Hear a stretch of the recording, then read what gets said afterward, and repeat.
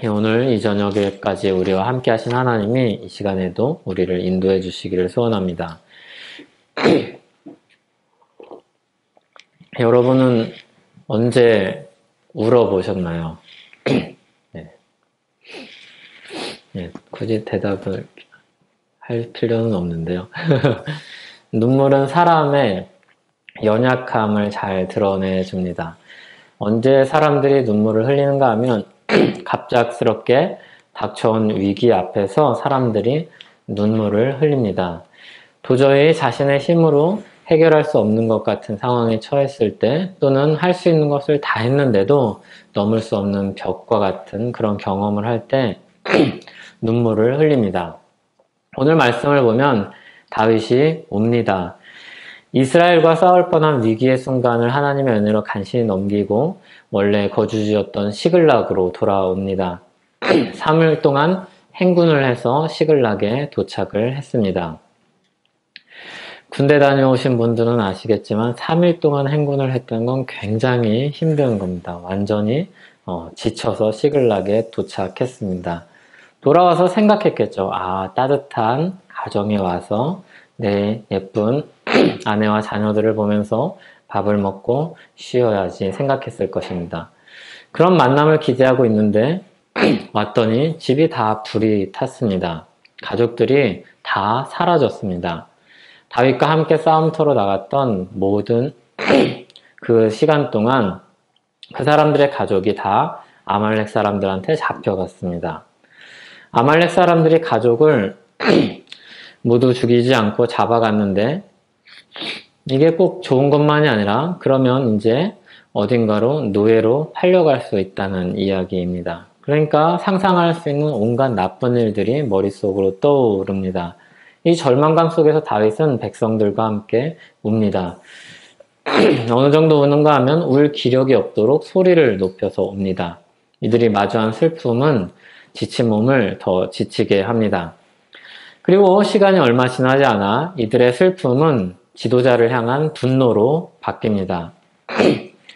군중들의 마음은 자주 이렇게 바뀝니다. 모든 자기들이 당한 어려움에 대한 책임을 지도자에게 돌리는 겁니다.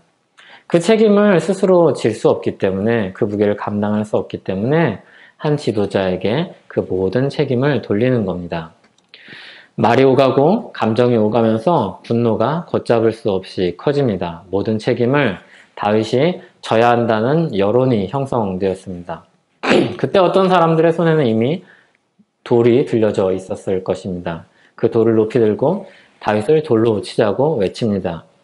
한 사람의 목소리가 두 사람의 목소리가 되고 두 사람의 목소리는 세 사람의 목소리가 점점 군중의 목소리로 변합니다. 우리가 이런 장면들을 인터넷에서도 많이 봅니다. 처음에는 댓글이 하나 달립니다. 그런데 그 댓글 하나 보고 공감을 한 사람들이 좀 더 자극적인 댓글을 그 밑에 답니다. 호응을 하는 사람들이 많아집니다. 점점 그 댓글은 한마디에서 두마디로, 세마디로, 그리고 여러 사람들의 이야기로, 외침으로 바뀝니다. 다윗이 크게 다급해졌습니다. 그런데 다윗은 하나님 여호와를 힘입고 용기를 얻습니다. 이게 신자와 그렇지 않은 사람들의 차이입니다. 신자의 힘은 신자가 굉장히 특별한 의지를 갖는다든지 아니면 진리를 가지고 있기 때문에 그 진리를 토대로 굉장히 탁월한 합리적인 판단을 하는 데 있지 않습니다. 신자의 힘은 고난당할 때 하나님을 의지하는 데 있습니다. 그래서 신자는 늘 힘이 있을 수 있고 신자는 늘 소망이 있을 수 있습니다. 만약에 그게 아니라 하나님이 주신 약간의 도움으로 신자 스스로가 지혜를 발휘하고 그리고 강력한 의지나 아니면 마음을 잘 다스려서 그것을 이겨낼 수 있다면 우리는 항상 소망을 가질 수는 없을 것입니다. 때로는 우리가 다윗처럼 갑작스러운 위기로 인해서 마음이 무너져 내리고 사람들에게 위협을 받는 그런 상황 속에 빠질 수 있기 때문입니다. 그런데 신자의 힘은 늘 어디에 있냐면 하나님께 신자의 힘이 있습니다. 신자의 특별함은 하나님을 의지할 수 있다는 데 신자의 특별함이 있습니다. 다윗은 자기 사람들에 의해서 돌로 쳐 죽임을 당할 수 있는 다급한 상황이었습니다. 근데 이때 힘을 내는데 하나님을 의지하여서 힘을 냅니다.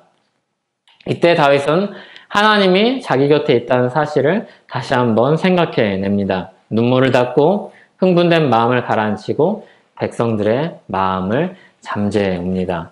사무엘상 28장 15절에 보면 사울이 심히 다급했을 때 하나님이 아닌 접신하는 여인을 찾았던 것을 우리가 기억할 것입니다.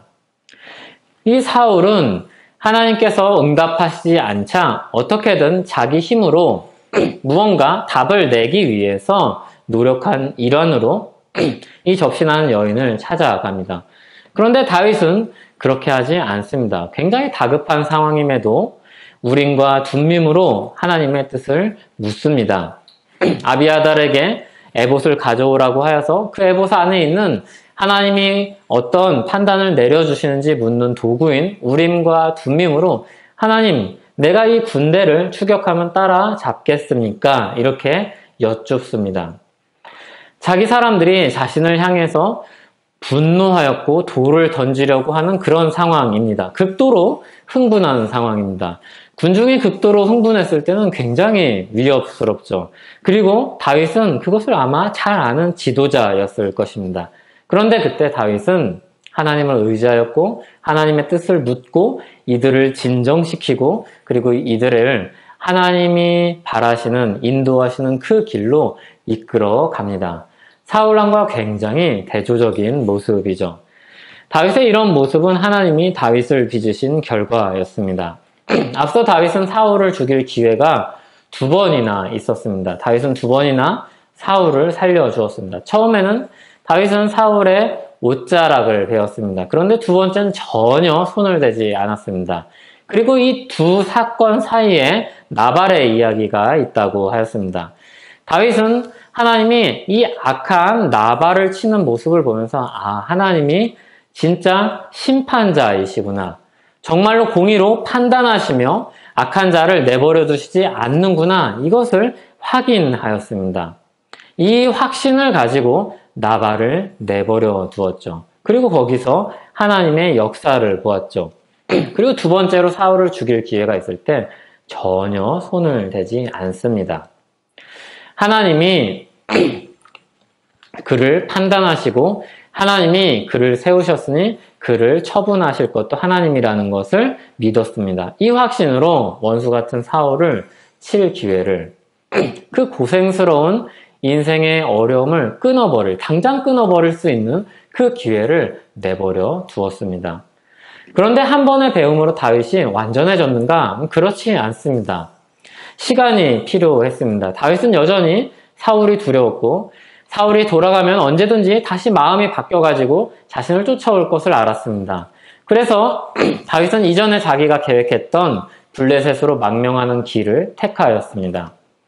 사울이 더 이상 쫓아오지 않을 블레셋으로 망명을 합니다. 이때 다윗은 하나님께 묻지 않았습니다. 오늘과는 굉장히 다른 모습이죠. 사실 오히려 하나님께 묻지 않고 블레셋으로 갔을 때 다윗의 상황은 좀 더 나았습니다. 이런 위협도 없었고 이런 위기도 없었습니다. 사울은 평안히 돌아갔고 서로의 사이가 잠깐 화해된 듯한 그런 상황이었습니다. 그런데 그때 다윗은 하나님께 묻지 않고 자기 판단으로 일을 진행했습니다. 아말렉을 쳤고 전리품을 가지고 아기스 앞에 가서 인정을 받았고 그리고 함께 그와 싸우는 사람처럼 그리고 시글락을 얻었습니다. 그런데 그 결과는 자기 백성 이스라엘과 싸울 뻔했던 난처한 상황이었고 자신과 함께한 사람을 모두 잃을 뻔한 위기였습니다. 그리고 거기서 다윗이 정신을 차립니다. 그리고 하나님을 찾습니다. 아비아달에게 에봇을 가져오게 합니다. 우림과 둠밈으로 하나님께 어찌해야 될 바를 묻습니다. 그리고 하나님이 응답하십니다. 다윗은 하나님이 자신과 함께하고 있음을 분명히 알게 됩니다. 확인합니다. 그리고 이전에 있었던 일, 돌아보았을 때 이스라엘과 자신이 싸우지 않았던 게 하나님의 놀라운 역사였다는 것을 깨닫고 자기 백성들이 잡혀갔지만 이들이 하나도 죽임을 당하지 않고 해함을 당하지 않았다는 것도 하나님의 역사임을 깨닫습니다. 그리고 아말렉을 치고 많은 전리품을 얻어서 이전보다 풍성해졌을 때 하나님이 자신을 인도하고 보호하시고 계신다는 사실을 다시 한번 확인하게 됩니다. 하나님이 자신과 함께 하시는 분이라는 것을 다시 한번 자신의 삶 가운데서 확인하죠. 아말렉을 뒤쫓고 있을 때 이 다윗의 신앙이 더 도드라집니다. 600명이 아말렉을 뒤쫓아갑니다. 원래 있었던 그 600명이죠. 그런데 지금은 3일 길을 달려서 행군을 해서 시글락에 갔다가 아말렉을 쫓기 위해서 전력으로 쫓아가고 있는 중입니다. 그래서 앞서 이야기했듯이 행군을 해본 사람들은 다 압니다. 저는 이렇게 긴 행군을 해보지는 않았지만 3일 행군을 했습니다. 그리고 거기서 전력을 다해서 자신의 사람들을 되찾기 위해서 쫓아가고 있는 상황입니다. 그러니까 엄청난 피로감에 슬픔이 겹친 상황 가운데서 쫓아가고 있습니다. 몸이 많이 지쳤습니다. 뒤처지는 사람이 생기고 낙오자가 생깁니다. 이때 다윗은 과감하게 200명을 떼어놓고 남은 짐들을 맡게 합니다. 그리고 400명만 데리고 아말렉을 쫓아갑니다. 다윗의 마음 가운데 어떤 확신이 있습니까? 하나님이 아말렉을 따라잡게 하시고 도로 찾으리라는 이 말씀을 붙들고 이 말씀을 믿고 있습니다. 사람의 수가 많고 적음이 전쟁의 승리를 좌우하지 않음을 확신하고 있습니다. 그래서 과감히 3분의 1이나 되는 병력을 떼어놓고 아말렉을 쫓아갈 수 있습니다. 그리고 좀 더 뒤에 가면 이와 같은 모습을 또 발견할 수 있습니다. 아말렉에게서 사람들을 되찾고 많은 전리품을 얻습니다. 그때 어떤 사람들이 불만스럽게 이야기합니다. 다윗이요, 우리는 싸웠는데 저기 싸우지 않은 200명 있지 않습니까? 그 사람들에게는 전리품을 나눠줄 수 없습니다. 이렇게 이야기합니다. 그때 다윗이 한 말이 이겁니다. 사무엘상 30장 23절입니다. 다윗이 이르되 나의 형제들아 여호와께서 우리를 보호하시고 우리를 치러온 그 군대를 우리 손에 넘기셨은즉 그가 우리에게 주신 것을 너희가 이같이 못하리라. 다윗은 그들에게 분명히 말합니다. 이 전쟁 하나님이 승리하게 하신 것이다. 그리고 이 전리품 하나님이 주신 것이다. 그리고 우리는 하나님의 백성이다. 우리는 한 형제이다.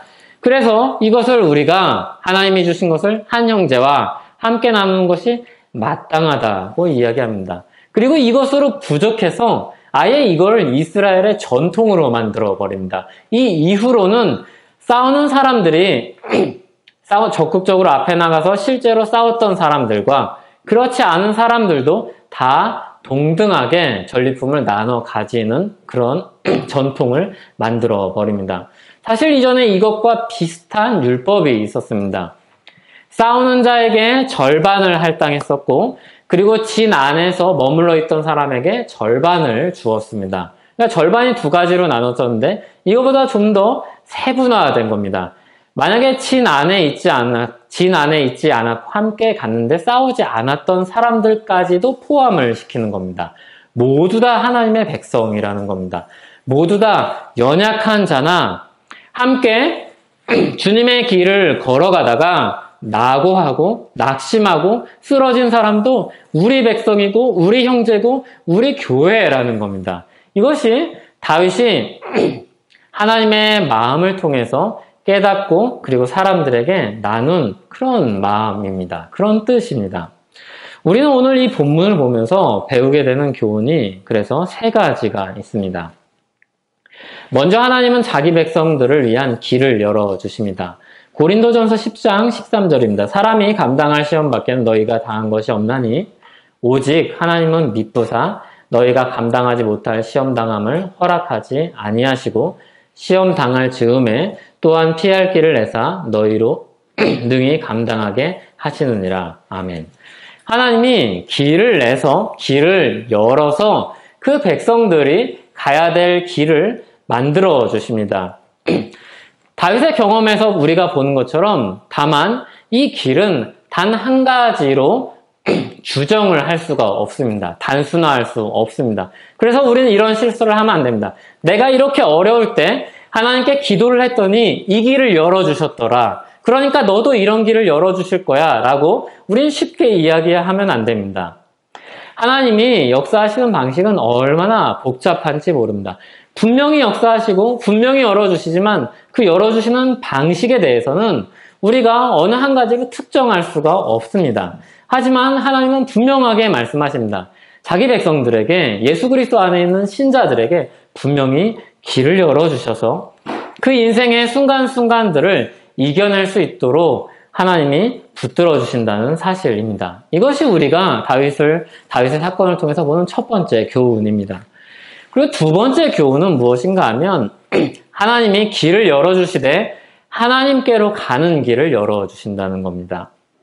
이게 굉장히 중요한 겁니다. 우리가 하나님이 길을 열어주신다 하면은 그냥 우리가 가지고 있는 어떤 속담이나 격언처럼 어떻게 되든지 호랑이한테 잡혀가서 침착하면 살아나갈 그 길이 있다. 하늘을 향한 통로가 언제든 어딘가는 열려 있을 것이다. 막연한 게 아니라 하나님께로 가는 길을 열어준다는 겁니다. 다윗이 경험한 것은 어떻게든 그 생명을 건지는 것에 초점이 있지 않고 다윗과 그 하나님의 백성들이 하나님께로 다시 돌아올 수 있도록 인도하는 데 초점이 있습니다. 하나님은 자기 백성들이 하나님께로 향하는 길을 열어주십니다. 만약 다윗이 신자가 아니었다면 이 이야기는 아마 전혀 달라졌을 것입니다. 이스라엘과 싸움을 피할 수 있을 때 그냥 오늘 재수가 좋네 이러고 넘어갔을 수 있을 겁니다. 오늘은 복권을 사야겠다 이렇게 생각했을 수 있을 겁니다. 시글락으로 돌아왔을 때는 절망했을 겁니다. 야, 좋은 날이었는 줄 알았는데, 운수 좋은 날인 줄 알았는데 아니었구나. 사람들이 돌을 들어서 치려고 할 때 사울을 피해서 도망치던 다윗이 이제 자기 사람들을 피해서 도망치는 다윗으로 전락할 수도 있었을 것입니다. 그런데 하나님은 다윗의 마음을 하나님께로 인도해 주십니다. 그리고 다윗뿐만이 아니라 또 누구를 인도해 주십니까? 여기에 보면 주인공이 중점적으로 다루는 인물이 다윗이지만 이 다윗을 통해서 모든 백성들이 하나님께로 인도함을 받습니다. 하나님께서 세우신 왕을 통해서 하나님이 이 모든 백성들, 하나님의 백성들을 자신에게로 하나씩 인도하시는 모습을 우리가 보게 됩니다. 하나님은 먼저 다윗의 마음을 열어서 하나님의 역사를 깨닫고 보게 하셨습니다. 시편 119편 18절은 이렇게 말씀합니다. 내 눈을 열어서 주의 율법에서 놀라운 것을 보게 하소서. 근데 이 율법을 통해서 놀라운 것을 보게 해달라는 말씀은 이 말씀을 통해서 아주 특별한 진리를 발견을 해서 내가 대단한 박사학위를 얻을 만한 그런 특별한 아주 고상한 그런 논리적인 그런 지식을 얻게 된다는 이야기가 아닙니다. 피상적인 진리가 아니라 우리가 인생길을 걸어가면서 하나님 도대체 이 인생길, 이 어려운 순간에 하나님 이 알 수 없는 이 순간에 어떻게 이 인생을 비추어 보아야 할까요? 그 진리의 말씀을 깨닫게 해달라는 고백입니다. 말씀을 통해서 자기 삶으로 이어지는 그런 진리를 보게 해달라는 기도입니다. 그래서 이런 교훈들은, 이런 진리는 사람들로 인한 비방과 멸시를 이겨낼 힘을 줍니다. 그저 머리가 똑똑해져서 사람들 앞에서 그럴듯한 말로 대응할 수 있는 그런 진리를 가지게 되는 것이 아니라 믿음으로 그런 어려움들을 이겨낼 수 있는 마음을 가지게 합니다. 거기서 주님의 증거들을 봅니다. 주님이 자기 백성들을 어떻게 인도하셨는지, 하나님이 자기 백성들을 어떻게 자비롭게 여기시고 사랑하시며 긍휼히 여기시는지를 보게 됩니다. 그래서 앞서 시편 119편 18절을 읽었는데 24절에 내려가면 이렇게 고백합니다. 주의 증거들은 나의 즐거움이요 나의 충고자니이다. 이렇게 고백합니다. 그러니까 멀리 있는 그냥 피상적인 진리가 아니라 자기 인생을 다시 하나님의 진리를 통해서 비춰보고 주님께로 나아갈 수 있게 만들어주는 그런 길과 같은 진리를 보게 됩니다. 자기 인생을 새롭게 하는 말씀입니다. 이 말씀이 신자들을 하나님께로 인도해 줍니다. 이 말씀이 위기가 그저 전화위복이 돼서 좋은 날로 변하게 하는 것이 아니라 위기든 기쁨이든 그 모든 시간들이 다 합력하여서 하나님께로 인도하는 길을 열어준다는 이야기입니다. 성경은 우리를 주님을 경외하고 주님을 사랑하는 마음으로 끌어갑니다. 하나님은 우리에게 자비를 베푸시고 그리고 우리를 긍휼히 여기시는 하나님입니다. 그 하나님이 우리를 위해서 예수 그리스도를 십자가에 못 박으셨으니 우리를 위해서 더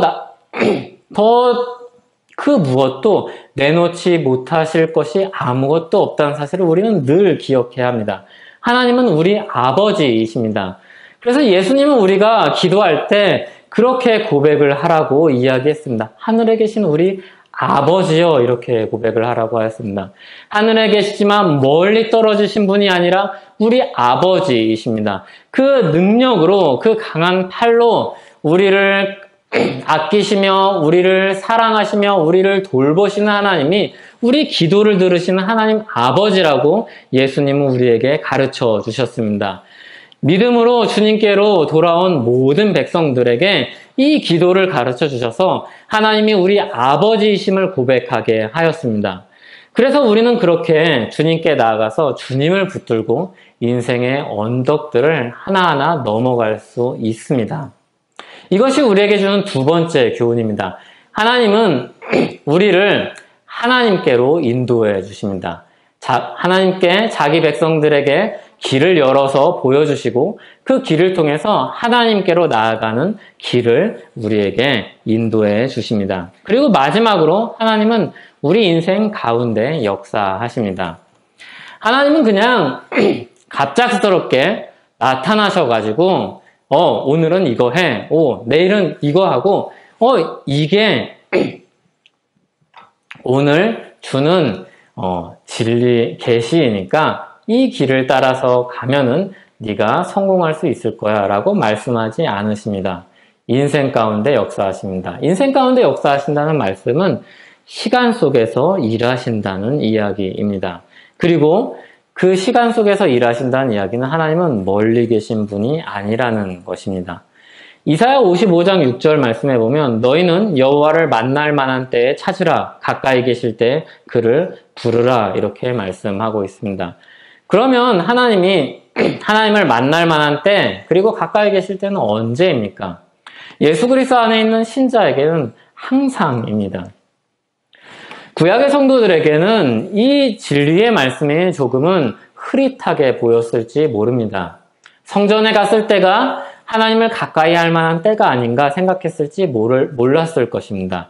그리고 선지자들이 와서 이야기할 때가 이때가 하나님을 만날 만한 때구나 라고 깨달았을지 모릅니다. 그러나 예수 그리스도 안에 있는 신자들에게는 언제나 하나님을 만날 만한 때이며 언제나 가까이 계실 때입니다. 다만 우리가 말씀을 통해서 확인을 하며 기도를 통해서 적극적으로 나아갈 것인지 그렇지 않은지가 다른 것 뿐입니다. 야고보서 5장 13절은 우리에게 이렇게 가르칩니다. 너희 중에 고난당하는 자가 있느냐? 그는 기도할 것이요. 즐거워하는 자가 있느냐? 그는 찬송할 지니라. 아멘. 이 말씀 가운데는 어떤 진리의 말씀이 들어있습니까? 하나님이 슬픔 가운데도 기쁨 가운데도 우리 가까이 계신다는 겁니다. 예수 그리스도를 아는, 예수 그리스도를 믿는 신자 곁에 계신다는 하나님을 우리에게 증거해주고 있습니다. 그래서 고난당할 때는 기도하고 즐거워할 때는 찬송하라고 우리에게 가르쳐주고 있습니다. 우리가 늘 이 두 가지를 자주 잊어버립니다. 너무 힘들 때는 슬픔에 잠식당해서 잊어버리고 너무 기쁠 때는 자기 자랑에 빠져서 이 사실을 잊어버립니다. 하지만 우리가 말씀을 대할 때는 늘 이 사실을 깨닫습니다. 다윗처럼 거기서 하나님께로 나아가는 길을 발견하여서 어려운 가운데 기도할 수 있고 또 승리 가운데 하나님을 찬송하고 하나님의 백성들과 그 기쁨을 나눌 수 있는 그런 마음을 가지게 됩니다. 하나님은 자기 백성들 가까이 계신 분입니다. 예수 그리스도를 통하여서 자기 백성된 자들에게 이 자녀된 특권을 주신 분이 바로 우리 하나님이십니다. 자기 백성들을 도우시고 인도하시는 분이 우리 하나님이십니다. 그 역사로 오늘 우리는 숨을 쉬었고, 오늘 우리는 이 자리에 앉아있고, 오늘 우리는 주님 앞에 찬송하고 기도하고 말씀을 들을 기회를 얻었습니다. 그리고 내일 살아갈 힘을 주님 앞에서 오늘 그 지혜를, 그 진리의 말씀을 또 듣고 있습니다. 다윗과 같이, 그리고 예수 그리스도 안에서 많은 신앙의 선배들과 같이 하나님을 의지하여서 하루하루를 사는 저와 여러분 되기를 소원합니다. 오늘 하루 여러분들의 마음이 어땠는지 모르겠습니다. 어떤 시간들을 보냈는지 모르겠습니다. 저도 나름의 고민이 있고, 그리고 나름의 계획이 있고, 여러 가지 기쁨과 슬픔이 함께 어우러진 하루였습니다. 그런데 오늘 말씀을 통해서 오늘 저희에게 동일하게 하시는 말씀은 하나님이 가까이 계시며 하나님이 우리를 기도의 자리로, 하나님의 역사의 자리로 우리를 초청하고 계신다는 그 사실입니다. 그 초청에 순응하여서 주님의 역사에 동참하며 주님의 품 안에서 힘과 위로를 얻고 찬송하는 저와 여러분 되기를 소원합니다. 같이 기도하겠습니다. 하나님 아버지 감사합니다. 오늘 하루 주님 앞에서 살아가면서 힘든 시간도 있었고 기쁜 시간도 있었습니다. 슬픈 시간도 있었고 웃을 수 있는 시간도 있었습니다. 주님, 다 주 안에 있는 시간이었습니다. 주님, 다윗이 어려운 가운데 극적인 계기로 주님이 함께 하심을 다시 한번 깨닫고 주님께로 돌아갔습니다. 주님, 우리는 오늘 인생 가운데, 오늘 말씀 가운데 어쩌면 다윗과 같은 위기는 없었는지 모르지만 주님이 함께 살아계시며 우리와 함께 하시는 분임을 다시 한번 확인합니다. 주님 앞에 엎드려서 기도하오니 다시 우리를 주님 앞에 세우시고 주님 안에서 힘과 위로를 얻고 지혜를 얻어서 살아가는 우리 모두 될 수 있도록 도와주시옵소서. 예수님의 이름으로 기도하옵나이다. 아멘.